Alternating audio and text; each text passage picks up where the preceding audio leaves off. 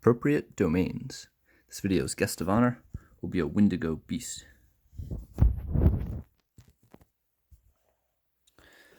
So in this problem post, we want to explore some problems that involve domain values and choosing the correct ones.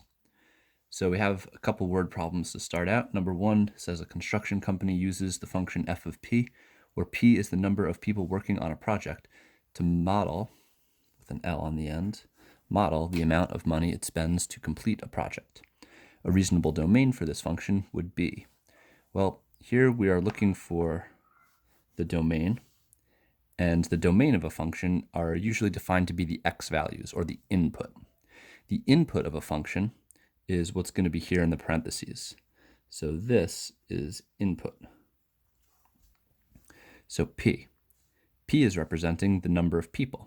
Okay, so now what we're really looking for, a reasonable domain for the function, is a reasonable set of numbers that will model the number of people. So let's take a look. People have to be a positive number. We can't have a negative amount of people. So right away we can eliminate C and D, because these include negatives. So A and B restricted to just positives. Now we have to determine, should the number of people be integers or real numbers? Well, real numbers include things like fractions and decimals, and irrational numbers like the square root of 2. And it would be a bit absurd to have the square root of 2 amount of people. So B can be eliminated because some real numbers are not good to model the number of people. Therefore, positive integers, also known as whole numbers or natural numbers, would be the correct answer. Number 2 has a grocery store that sells packages of beef. The function C of W represents the cost in dollars of a package of beef weighing W pounds.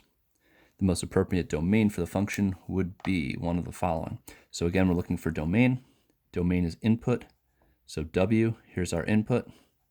And W is the weight, weighing W pounds.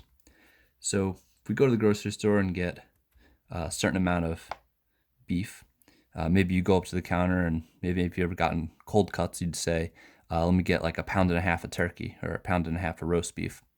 So that half, or maybe 3/4 of a pound of an amount of beef, is not an integer. So since we're including fractions that are not whole numbers, we can eliminate integers. And we're not going to be purchasing a negative amount of beef, so rational numbers, since they include negatives, will not be the answer. We'll just look at positive rational numbers. So positive numbers including the whole numbers, as well as some of the fractions that might come up when purchasing beef.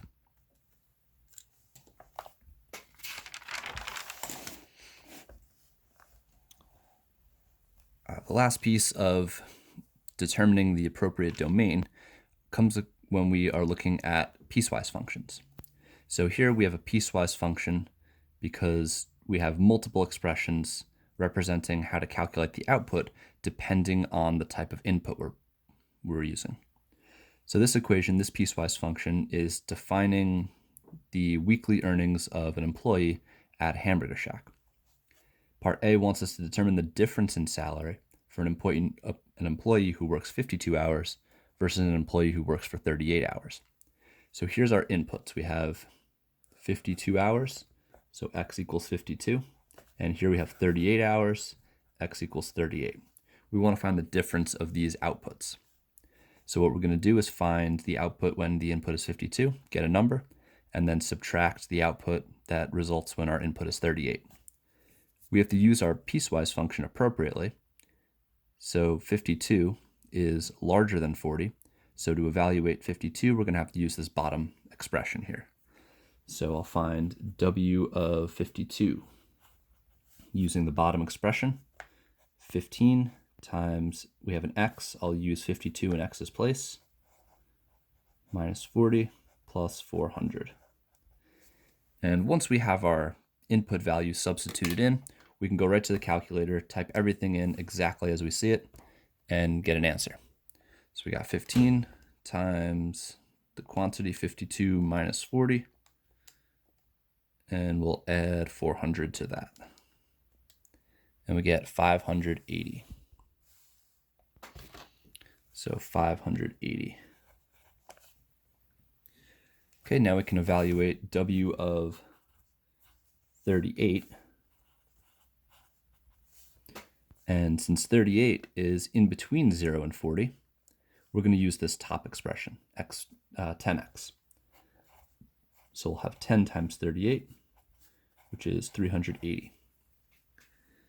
All right, so if we work for 52 hours, we're going to earn $580. If we work for 38 hours, this employee would earn $380. It wanted the difference.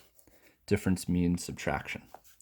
So we're going to take the 580 and subtract the 380, and that'll give a $200 difference.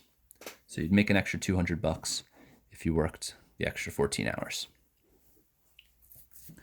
Part B wants to determine the number of hours an employee must work in order to earn $445 and explain. Well, this one's a little bit tricky because we're not sure which expression is appropriate because we don't know what the input is. So what we need to do is test each expression, find the input value that will generate an output of 445, and then make sure that input satisfies the restriction. So starting out with the 10x, we can say, okay, if we have 10x, that's going to give us $445.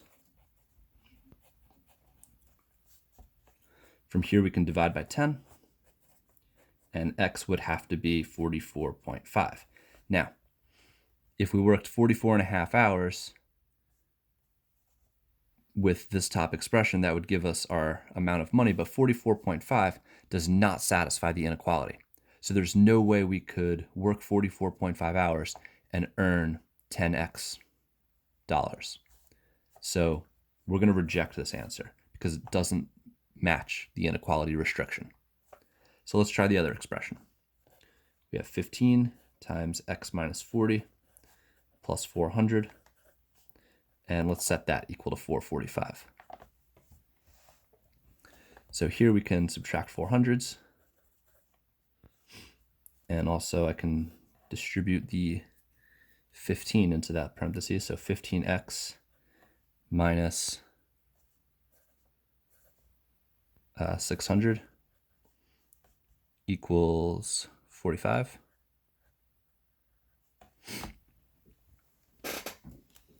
Then we can add 600. So 15x equals 645. Finally, dividing by 15s. Let's calculator that one. 645 divided by 15, 43. So here, x would have to equal 43. Where to write it? How about here? X equals 43. Now, okay, we use this expression which said the value for x had to be greater than 40. Our value is x equals 43. That's going to match this inequality. That's appropriate. So this would be the expression we'd have to use, and 43 would be the amount of hours we'd have to work. So to explain, we can say x equals 43 fits the restriction for the bottom expression. So we matched this inequality. 43 is in fact greater than 40. So this is the appropriate expression to use, and 43 hours is our result.